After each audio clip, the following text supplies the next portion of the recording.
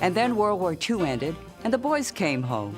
Millions of them who were looking forward to jump-starting their American dreams, just as the war had jump-started the sagging American economy.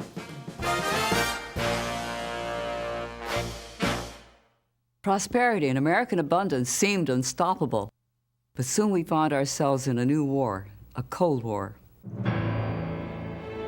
Communism quickly replaced the Nazis as America's newest enemy abroad. It's against this background that American soldiers were sent overseas again, this time to prevent communism from engulfing Korea. When a steel strike threatened the war effort, President Harry Truman tried to take control of the entire steel industry.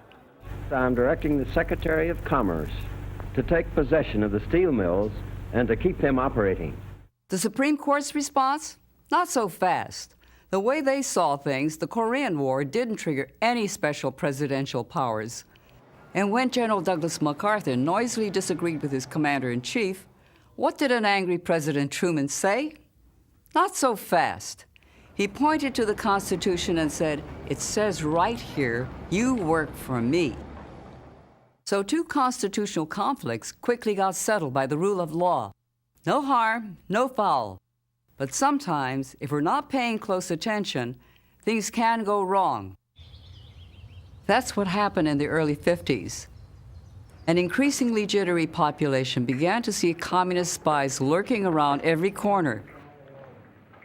Civil Liberties Union. And it was these fears that made the hearings headed by Senator Joe McCarthy possible. Yes. You know, the Civil Liberties Union has been listed as a front for and doing the work of the Communist Party.